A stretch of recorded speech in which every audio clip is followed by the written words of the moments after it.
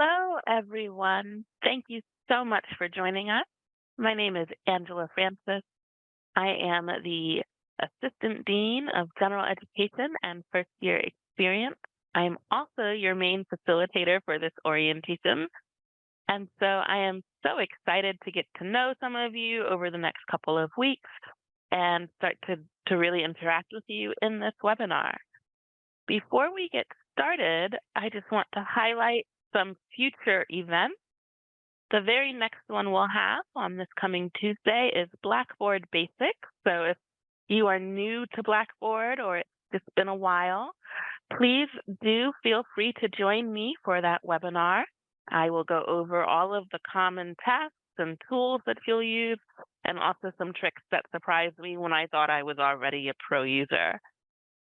Then we will be joined by members of the Credit for Prior Learning team to really talk about and dive deep into different ways you can earn college credit for the things you already know. So that will be on Thursday the 18th. And then our last webinar will be the Tools for Success webinar. And here we'll talk about both free tools that you can use in your courses or as you work toward whatever your goals are post-graduation, as well as different offices and resources available for you here at SPS. So I hope you'll be able to join us for some of those. If not, we will be recording them and posting the recordings to the Blackboard site as soon as they become available. I also just want to cover some general guidelines and rules for these webinars.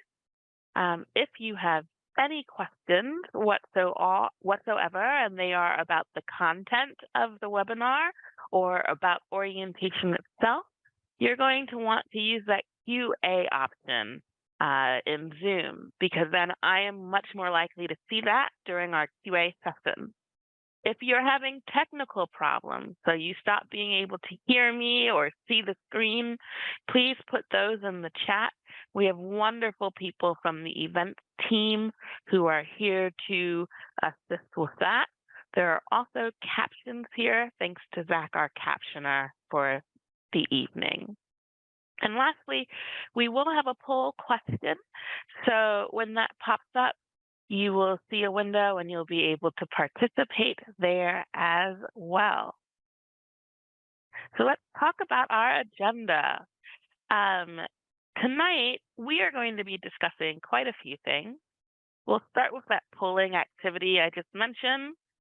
I'll go into why you should be proud of yourself to be starting online learning and orientation at SPS, and just why orientation itself is actually a worthwhile use of your precious time in these weeks before the semester starts. Then we've got a couple of things we'll focus in on. The first is an overview of Mindset GPS, which is a framework that can help you think about how to navigate both success and roadblocks you might encounter. And then we'll look at some information about credit for prior learning, just in case you're not familiar with the idea, and about zero textbook cost courses, since I know when I was a student, the cost of textbooks, even back then, was quite a lot. I will then move on to giving an orientation tour and letting you know some information about how to best navigate the site. And we'll end with a Q&A session.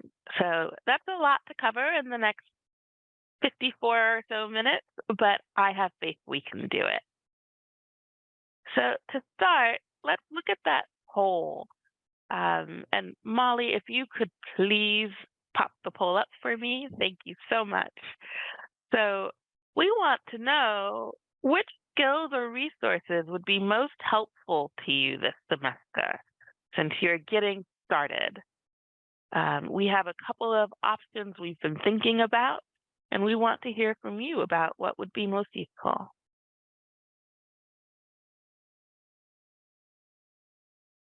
All right, and let's see what you all had to say. So it looks like everything is actually fairly evenly popular. Um, First place would be time management workshops, and I'm happy to note that we'll start thinking about time management within orientation, but we'll be able to continue with that throughout the semester. Then I also see some significant interest about essay organization, and you are in luck there as well. So we have the writing fellows, which are the members of our tutoring center, and they offer some workshops, but I also am able to do some of that.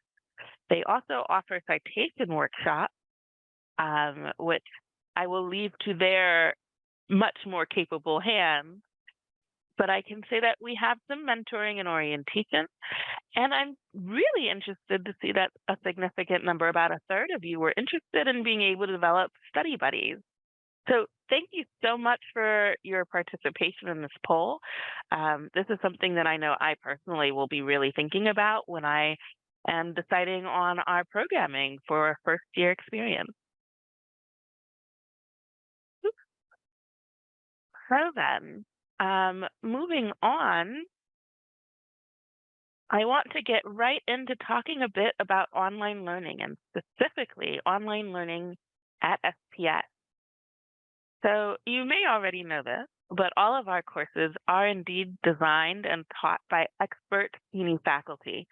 And so that's both faculty here at SPS, but sometimes faculty who primarily teach at another campus but are experts in their field. We also have some courses that were built in partnership with pretty major institutions like the American Museum of Natural History. So all of that means you can be really assured that the contents of your courses can be relied on in that way.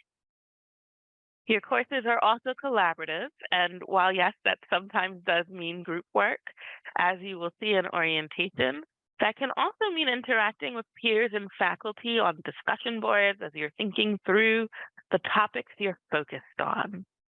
And a lot of that collaborative work takes place in writing, which means you're naturally going to strengthen your writing skills. I see that some of you might be a little bit nervous about different aspects of writing, but again, remember we have resources for you with that. In orientation, we have some tools and tricks available for you there. And then starting early in the semester, the Writing Fellows and Tutoring Center are all available to help you as well. Beyond that, I do want to note that all of your majors are grounded in practice. So you are using, or learning rather, information you'll be able to use both within your courses, but also in your life after undergraduate. So whether that is trying to get a promotion, working on going to graduate school, wanting to put what you learn in majors like youth studies or disability service studies into practice in your life, you'll be able to actually apply what you learn. And that's also including within your gen ed. So I know sometimes the program courses can seem much like they connect to your plans, and those gen ed or common core courses a little bit less so. But at SPS, we've been very deliberate about connecting all of those. And that is all to say that everything that I've just mentioned has contributed to you being now part of a very high ranking school. I believe we are currently ranked in the top 12 in the nation for online bachelor's degree granting institutions, and individual programs are also ranked highly. So if that's why SPS, why be happy about your choice? Well, why orientation? To start with, you might be able to tell that there are a lot of different resources and programs available here at SPS. And unlike when you're at a physical campus and you can just walk around that campus to find them, sometimes it's easy to have a hub. And so orientation is your first hub to learn about all of the different resources you might need later on in your college career. In addition, you can ask questions you have to both faculty and staff. So you might have questions about accommodations if you think you might have a permanent or temporary disability, or you might be wondering about the rules around academic integrity or AI use. You might have questions about credit for prior learning or about particular courses, your capstone. You can start to ask all of those questions here. Beyond that, you can also connect with a peer mentor, and all of our peer mentors are either current well-performing students chosen by the head of the program or graduates who have not only experienced your courses but are now where you hopefully want to be in the future. These peer mentors are only available during the 2 weeks of orientation, so I really hope you'll take advantage of working with them during this time. As I mentioned a bit earlier, one of the other things that we'll be doing together is brushing up on Blackboard, with the ultimate goal being that by the time you hit the first day of the semester, you don't have to worry about being able to navigate your courses or the way your courses are organized. You'll have all of that down and under your belt, and you can just focus on the content you're supposed to learn. You'll be able to also both test your plan for the coming semester in terms of time management, your workspace, all of those good things, but also together we'll be covering materials that can bring you a decent way along the path toward earning one college credit for a total of $5 if you're interested in doing so through a Sailor exam. So all of those are a little bit of a soft reasons for why it's a good idea to participate in orientation. In case you're someone who's more interested in numbers, though, I do want to provide you with some of that. So, with the caveat that I am not saying you will fail as a student if you do not successfully finish orientation. That is not what I'm saying. Orientation is still a significant predictor of student success within the first year. And what do I mean by that? Well, and please excuse, there's a little bit wrong with this chart, but you can see that students who successfully finished orientation last year actually continued to their second semester at a much higher rate. So 80% versus 67%. And likewise, within the first semester for GPA, we're also seeing some pretty significant differences. So a 3.0 GPA with the certificate versus a 2.21 GPA for the first term without it.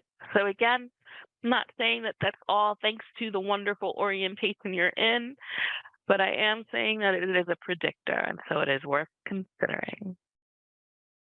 And lastly, I just want to point out that in case you're feeling a little bit unhappy about starting in orientation now, you're not alone. And this is what a previous student had to say. They said, at first, I was kind of annoyed that there were all of these assignments, but I absolutely loved it. I even decided to add a course that I wanted to take, but was unsure if I should because I was afraid I might be doing too much too soon. After this orientation, I feel confident that I can manage the course load and my time well, thanks to the time management activity. So hopefully you will end up feeling similar in this moment after you've finished orientation. Maybe you'll rethink the amount of courses or which courses you're taking, but either way, hopefully you'll move on with tools you feel like you can use. So next, as promised, I want to talk to you about Mindset GPS. Mindset GPS is a combination of three things, the first of which is growth mindset. So you might have heard about growth mindset before, but we think about growth mindset in a very particular way here at SPS. Growth mindset is the way you think about yourself as a learner, and it can help you achieve your goals. It can also help you navigate challenges and inequities that you may be facing in your life. And in short, it's the idea that, let's use math. It's not that you're bad at math. It's that you need perhaps either more or just different resources, strategies, and support to meet your true potential in math. So rather than saying, well, I'll just never be able to do this, the focus becomes, what support do I need to do this better? How can I grow? And so it's important that you think about yourself that way, but it's also important that you know that we think about you that way. And I can tell you, speaking for myself in first year, we most definitely do. And that's part of why we're here, because if you identify an area where you need more support, we want to be able to provide that to you. So it's important you feel comfortable telling us when you see that issue. Next is purpose. And this is very specifically your purpose, your reason. Why have you decided that now is the time for you to return to school now? Why are you getting your particular degree? Why are you getting it at SPS? So it's not your family's reason. It's not your supervisor at work's reason. It's not what you think anyone else's reason is. It's what you think is important about this. Because when it's midterms or finals and you're tired, that reason is going to be the thing that keeps you motivated and keeps you going. And lastly, but no less important, is social belonging. This is the idea that you are not the only one. We see students who think they are way older than the average coming back to school, or it's been so long, or they're the only ones who really struggle with a subject. And if they connect with their peers, they inevitably find that's not the case. Sometimes this is in surprising ways. There was one orientation where we had 3 people who did not know each other from the same village in Africa. And so what I would implore you all to do is open yourselves up, look for opportunities to connect, starting here in orientation, but also throughout your time here. Student Services has multiple ways that you can connect to others, including clubs and events. And so please keep an eye out for those notices. I also want to start talking to you about some tools that can be useful to you. So the first is credit for prior learning. And there are multiple ways that you can earn credit for what you already possess. The first is credit by examination, and that's through things like CLEP, UExcel, DSST, and various language exams. There are also pre-evaluated learning, such as for certificates in some fields, where we have already looked at these, evaluated them for credit, and then can offer that college credit for you. And then there's another option, credit for portfolio evaluation. It's a course here, PLA 300. And this is where you would identify a course that has learning objectives that you already meet. And you would end up writing a portfolio. And by taking PLA 300, you would earn credit for PLA 300, the course. And then if you submit a successful portfolio, you would also earn credit for that course. So it's a wonderful way to complete your requirements, particularly when you are coming in with knowledge that you can earn college credit for. So if any of these options sound at all tempting to you, it's a great idea to start looking into this topic now, because this is when you will have the most options available to you. I would hate for you to take the course, like let's say writing at work, only to discover later on that you could have completed a test or a portfolio to earn credit for that course, because those options would save you both money and time to your degree. So again, if you are available on January 18th for the webinar, it would be a great idea to join us for it, because that is when the people who specialize in all of these options will be there to outline the process for them and answer any questions you might have.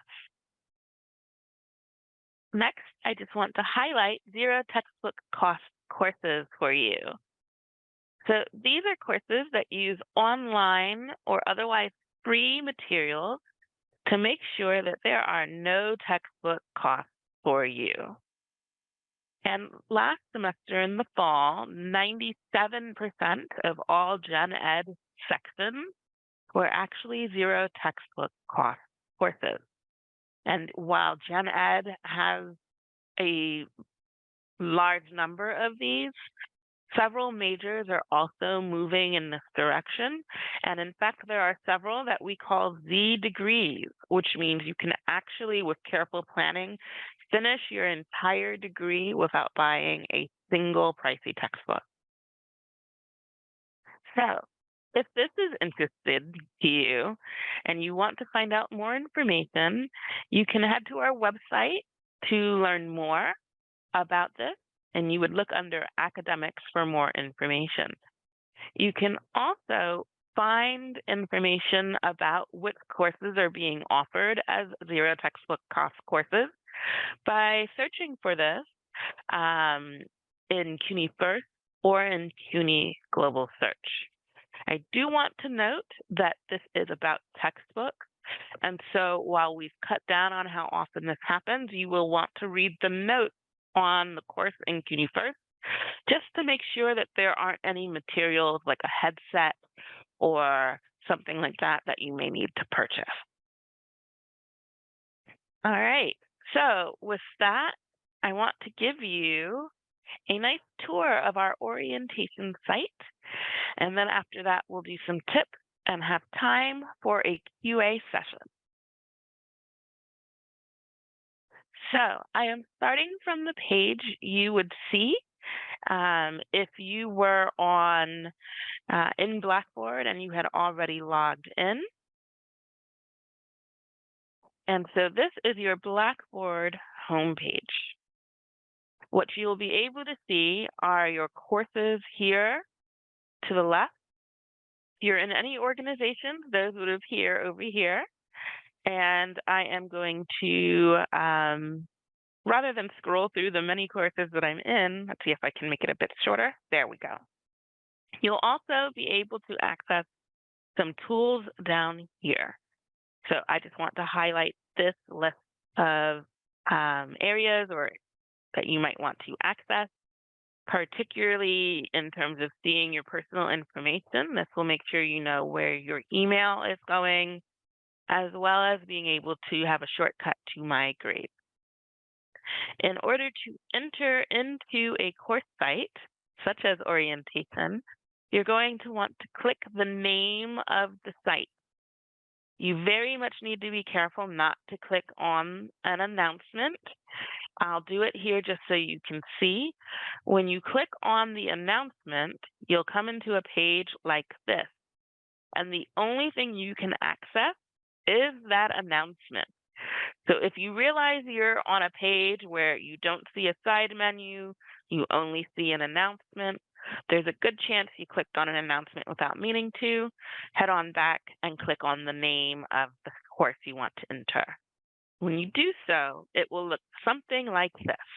So that announcement is still here, but now you have a side menu on the left with all of the different areas for your course. If you are using a tablet or a phone to try to navigate the site, you'll want to make absolutely certain that you are using it in landscape mode. So that's where you have the longer side. It's more long than it is tall. If you're using it in portrait mode, what might happen is Blackboard might try to help you by hiding that side menu. So if you do use a phone, or if, for example, you're using a smaller window and you do not see that side menu, look for this gray bar and click it, and that will reveal the menu for you.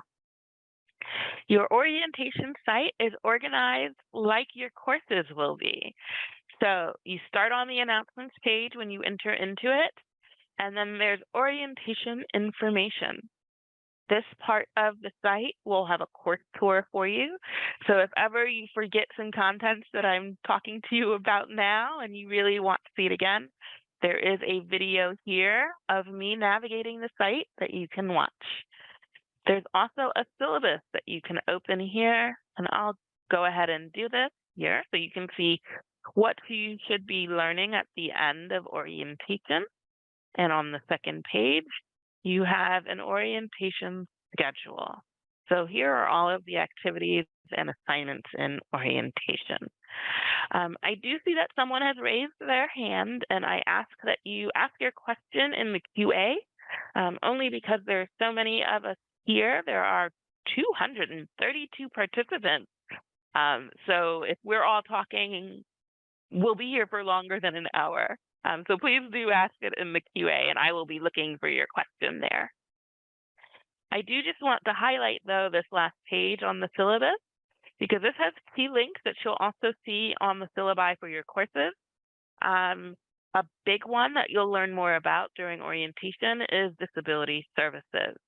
If you have a disability where you believe you are in need of accommodation, such as additional time on exams, I really urge you to get in touch with disability services as soon as possible, because they have to follow a set procedure, and I would love for you to have that accommodation in the beginning of the semester.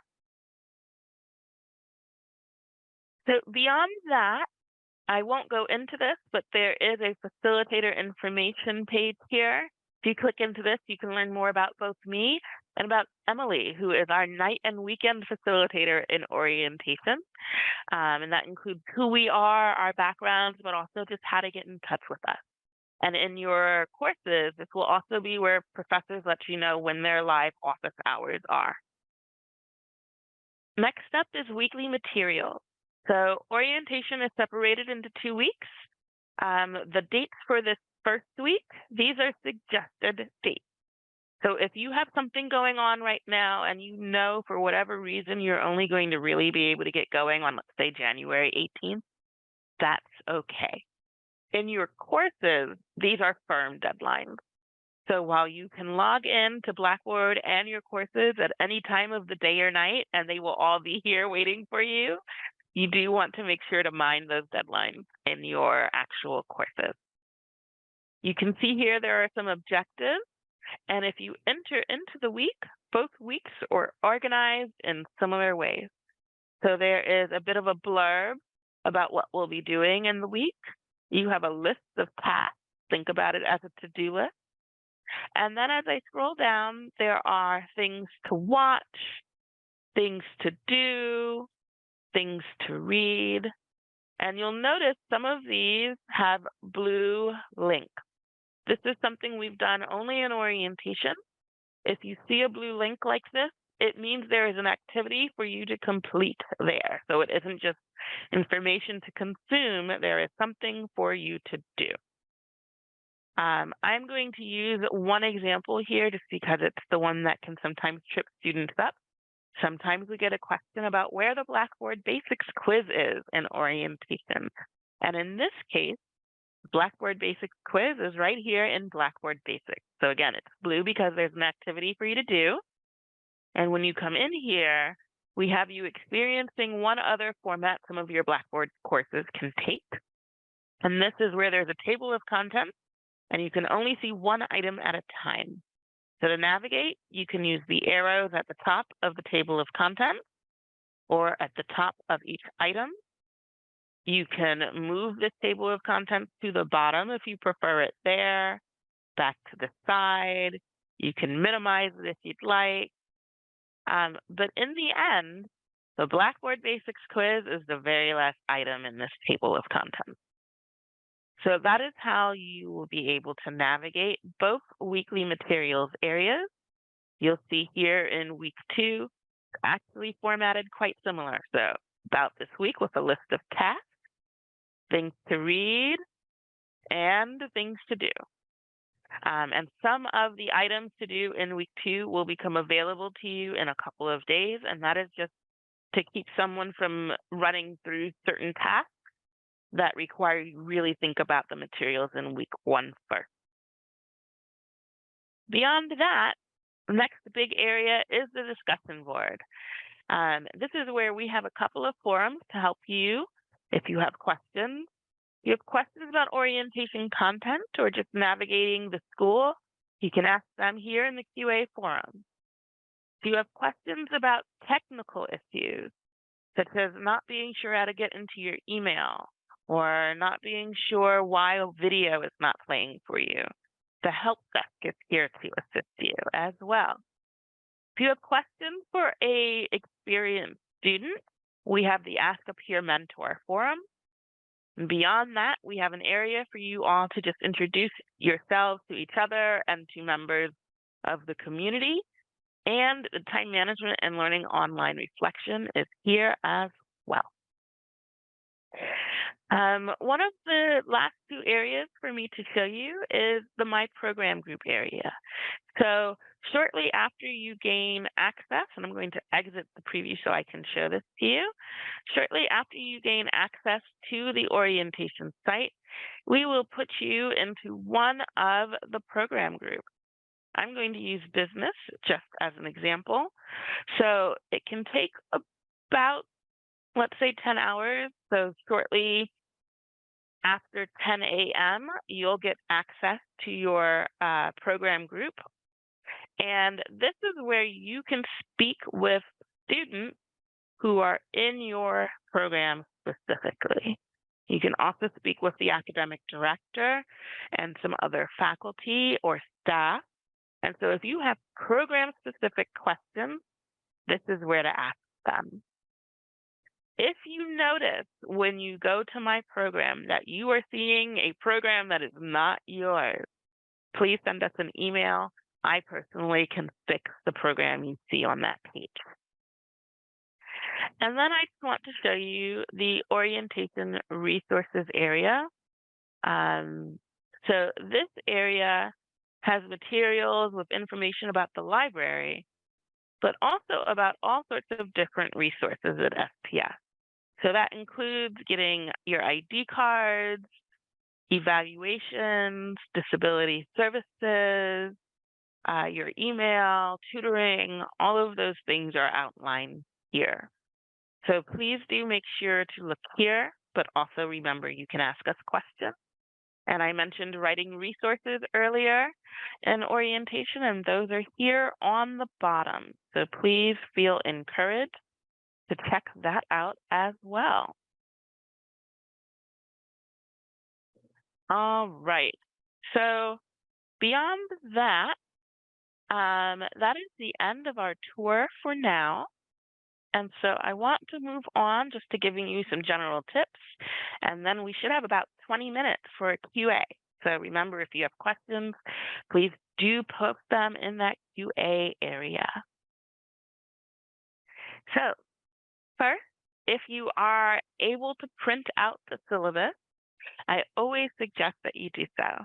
I know I personally am able to read and annotate a bit better on paper than I can on a screen. And so that practice will really help you make sure you don't miss anything. Next, you saw those task lists at the top of both of the weekly areas. Please do make sure to refer to those because those are another way you can make sure you don't miss any activities. And look for those blue links I showed you because remember, if there's a blue link there, then there is an activity for you to do. You'll see in the discussion board that it's possible to subscribe either to your thread, such as with the Time Management Forum, or to the entire forum, like you can in the QA forum. Particularly in that Time Management Forum, I highly suggest that once you make your post, you subscribe to it because that will make sure you get an email if anyone comments or asks you a question on your thread. So it's a great way not to need to go searching for your thread when that particular forum gets really busy. And then remember, you can move ahead. So in a few days, we will be making all of the content in the week 2 section of orientation visible. And once we do that, go ahead if you've finished everything in week 1 to move ahead to week 2. That's perfectly fine. Lastly, I know I said this earlier, but it's so important I want to repeat it. Please ask us your questions. If you don't feel comfortable posting a question in the QA forum, let's say it has personal or sensitive information, You can always email us to ask your questions, but I just want to make sure that you don't go through orientation realizing something's not clear to you and we don't know about it and can't assist. So please do feel encouraged to speak up. Lastly, if you do not see orientation, I want to make sure that you've looked at three things. First, make sure you're registered for spring 2024. If you haven't registered for your courses yet, that's why you don't see orientation. After you register for your courses, it can take 1 to 2 days, and then you'll have access to orientation. If you're in the process of registering and you're nervous about the timeline, that's another thing you can send us an email about. Also, check and see if you got an email from us. You would receive this from the orientation@sps.cuny.edu email address. And that email is me letting you know I've put you in your group. You are all set to go in orientation. And here's how to log in. And then lastly, make sure you're accessing Blackboard. And I like to access it through cuny.edu. But sometimes we have students who are so used to going to CUNY first, since that's where you go to register for your courses, that they'll go there again and think of that as where you access offices and Blackboard as where you access your courses. So with that, let's start with the QA. And while I'm answering these QA questions, I do also want to put our email address on the screen so that if you realize you have a question later, please do ask us there. All right, so questions.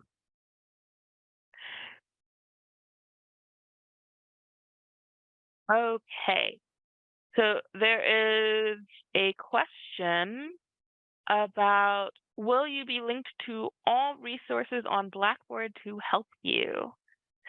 Yes. So you should consider the orientation site in Blackboard as the main part of your orientation. And this is where all of those resources live. And you'll also have access to that site throughout the semester. So while you'll need to complete all of the tasks in orientation before the semester begins, when the semester starts, we leave the resources open. So if you realize you've forgotten how to do something, or you want to watch the recording of, let's say, the Blackboard Basics webinar, that will be available to you all semester long. Next, there is a question about the other webinars in the series. So I am going to be speaking specifically about the other three that we discussed early in this webinar. That's the Blackboard Basics webinar, the Credit for Prior Learning webinar, and the Course Tools webinar. If you can't make those, it's okay. We would love to have you here live, but we will post the recordings as soon as they're available. So if for whatever reason this time is less convenient for you, if you have children and this is when you are really spending time with them, that's okay. In terms of peer mentoring, how to access your peer mentors, the best way right now to access your peer mentors is by going to one of those forums. So either, if it's a question any peer mentor can answer, that main forum, Ask a Peer Mentor forum is the place to go. The other place to go is within your My Program group. But the peer mentors in a few days will also be sending some emails out just to introduce themselves. And so you'll hear from them that way as well. So it's not a link because as long as you're in the orientation site, you've got it automatically. I see there's a question about student research opportunities, and I'm curious about what specifically you mean. So if the student who asked that question can give me an example of what you're looking for in particular, that would be very helpful. What I can tell you off the top of my head is that sometimes there are independent study opportunities, and particularly when you're getting toward your capstone, and so you've been moving forward and progressing towards your degree, depending on your program, there may also be opportunities to work very closely with faculty. But if there's a particular type of opportunity you're interested in, please do pop that in the chat, or excuse me, in the QA, and I will try to answer more specifically. I see a question about if someone did week 1 of orientation wrong. So for questions like this, because I would need to go into the Grade Center and look at your progress, it's much better for you to email us at the email address on the screen, and then we'll look at your progress and get back to you about how you've done. But I also want to note that in about a week, we'll send out a progress check email. So you'll get an email from us letting you know exactly what you've done and what might be left to do. So we'll make sure you're informed about that.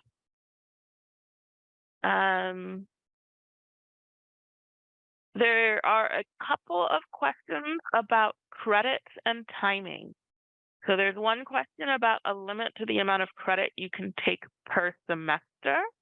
And there's another question about being able to finish 60 credits to graduate for the 2024 commencement. So my answer to both of these, I'm going to say it's going to be difficult to finish 60 credits in one semester.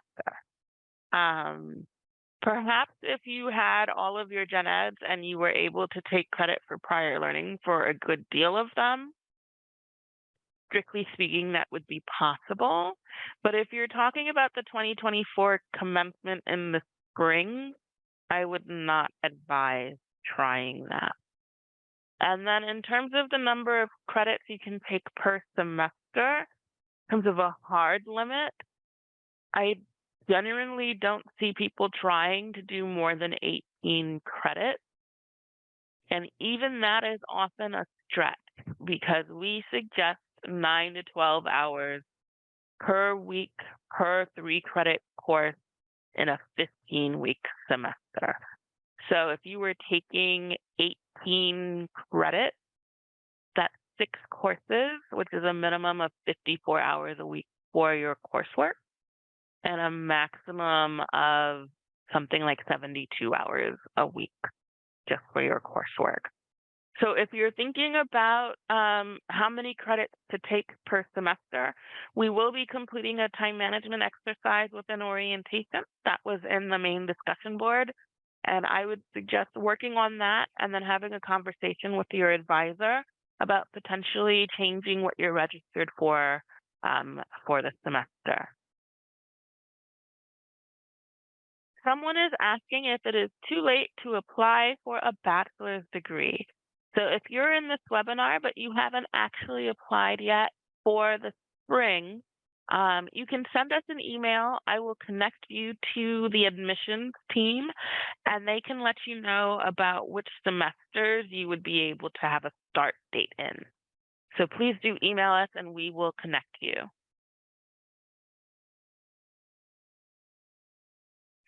Someone is asking if the students in your My Program group could also be in your course for the semester, if I'm understanding the question correct.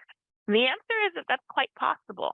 Everyone who's in your My Program group, you are all first semester degree students in your program. So if you are in business in particular, I believe at this point there are more than 80 students in that My Program group, and I would be surprised if there were no people taking any of the courses you were enrolled in.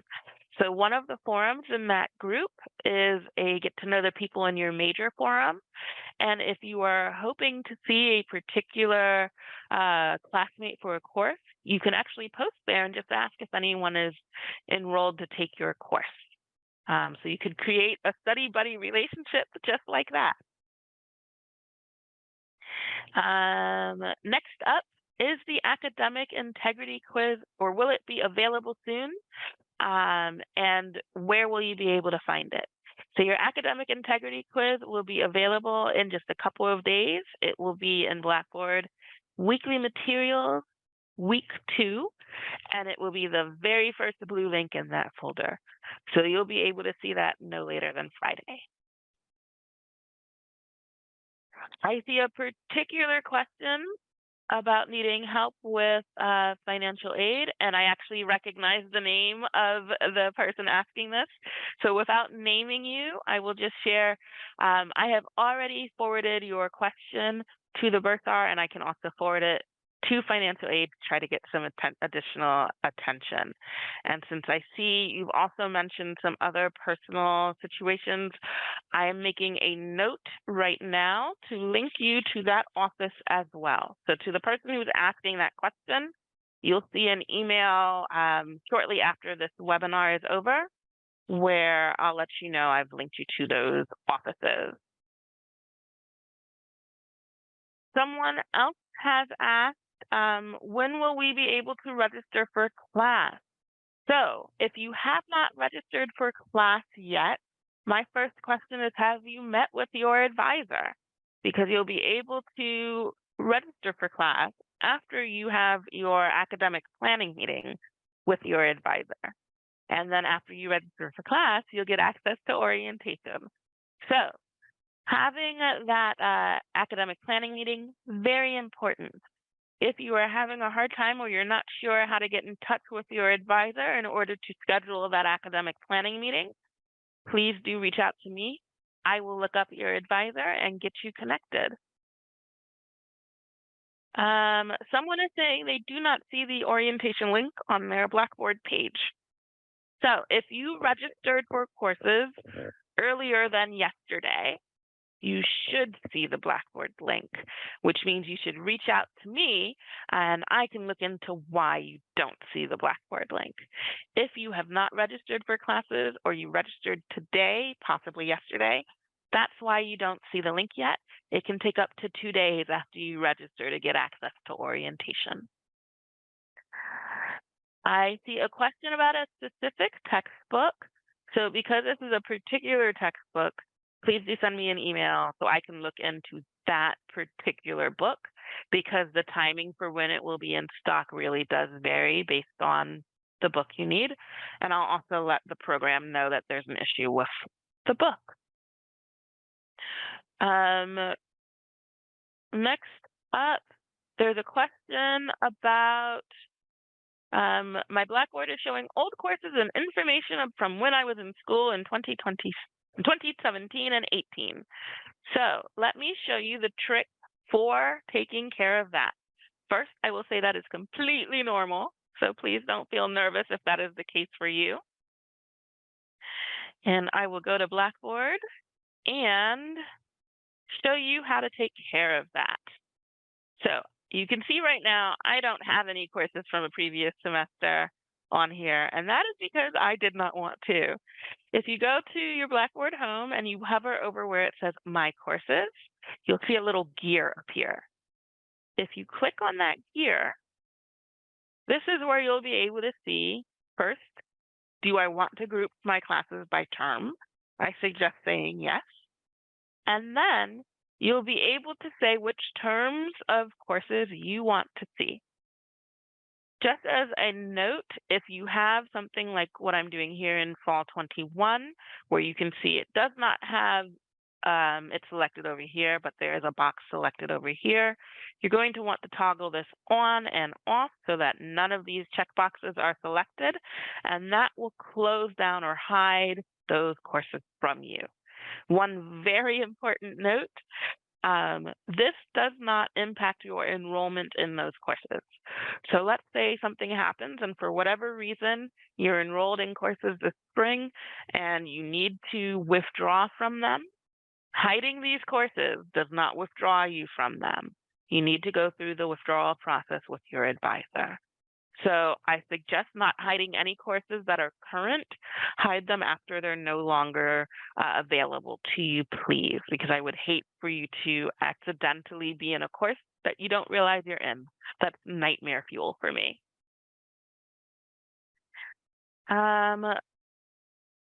Moving on. So there are questions about people who are taking 2 or 3 classes at a time for the spring semester, and is that good or bad? And this person, actually, you answered the question when you said people learn at a different pace. So, in my personal opinion, as someone who's been both a student and a professor, and now is on the student support side, I would say that there is no one number of courses to take, particularly during your first semester, that is right for everyone. There are some students who are best served by taking one course a semester, and there are others who are, for whatever reason, in a position where they can take four, five, or perhaps even six. Do not feel pressure to be one of those people taking five courses. If you know that your life and your needs are set up in a way where really one or two is better for you. If you have questions, you can start to ask us in orientation, but I always suggest having those conversations with your advisor because sometimes those decisions can impact financial aid or other considerations you really need to think about, and your advisor has the fullest picture for you. But no, to this person who asked this question, it is not bad to be taking two or three courses, just like it's not necessarily bad to be taking five. Um,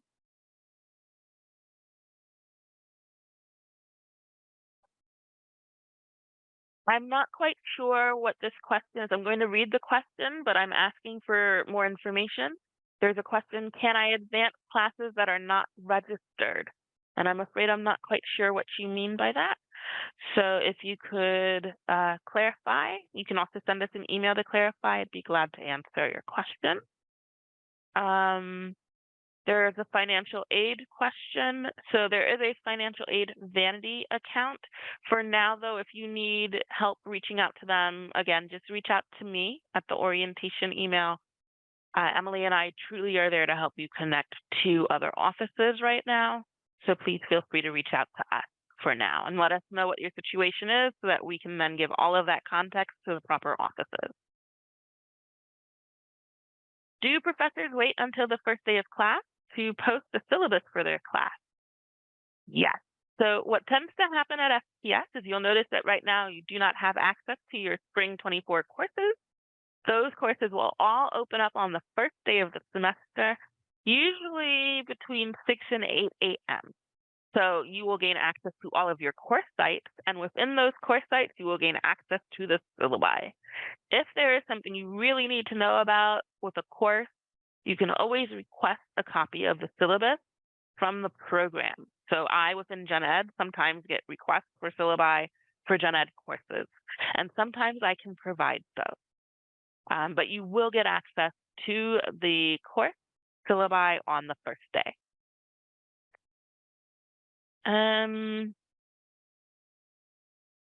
Beyond that,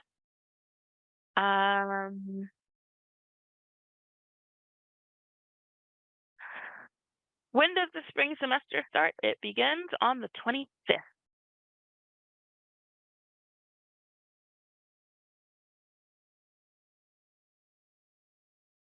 And then I would need to know, there's someone asking about an intake survey from popping up when you log into your CUNY login. If you can provide a screenshot of that pop-up for me, that will help me inquire so that we can take care of that for you.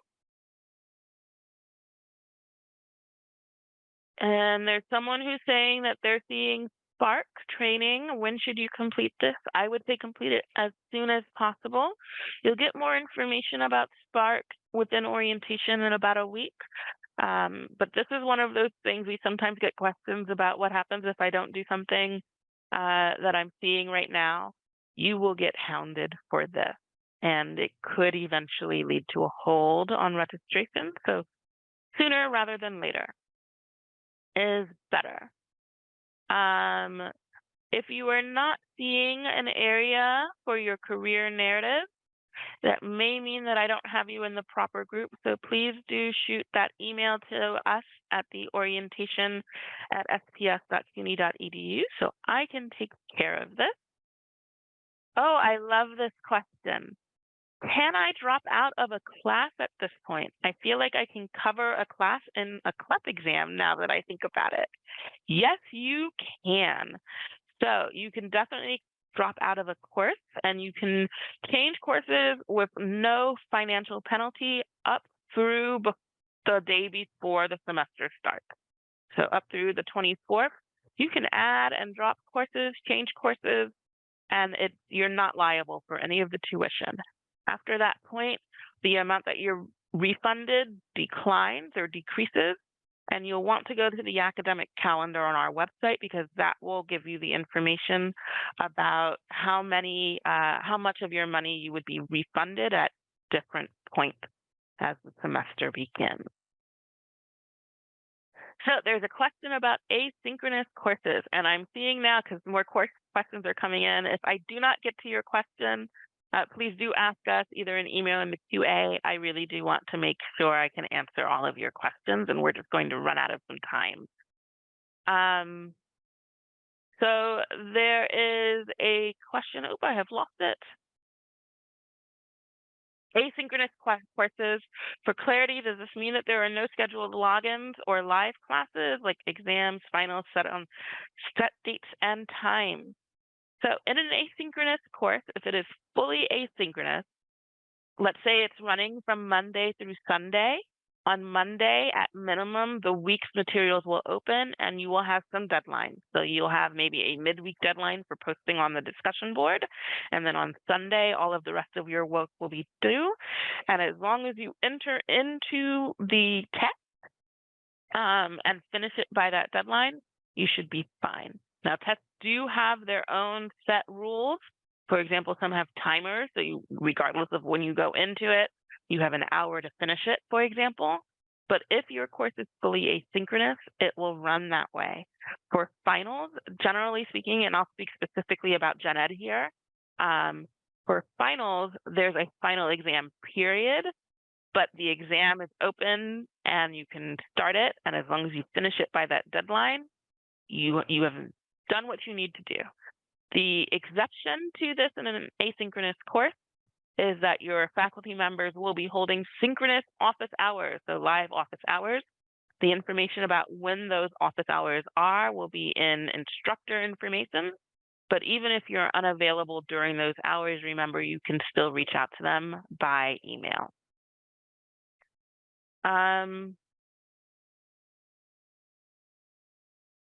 Other questions?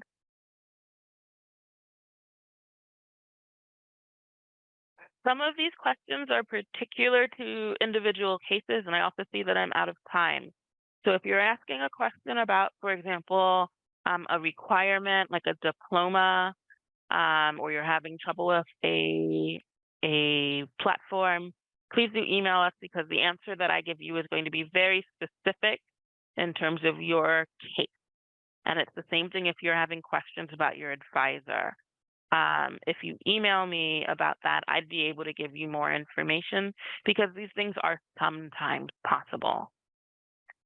And I am out of time, and I apologize. There are some questions left that I haven't been able to get to. So please do email us because I would love to be able to answer all of these questions. We got through almost 60 questions in 20 minutes.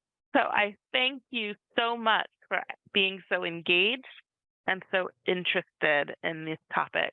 I am so excited to get to work with you over the next 2 weeks and beyond because first year is here through your first year. It's aptly named. So please do, if you find you have questions, I know I've said it multiple times, but I'm saying it this many times because I genuinely mean it. Please do reach out to us at the email address on the screen. And if you are interested, remember we have these other 3 different webinars coming up. So if you're available, I would love to see you in those. Thank you so much for joining us this evening. Please have a wonderful rest of your evening and a wonderful rest of the week. And I hope to see you in the orientation site.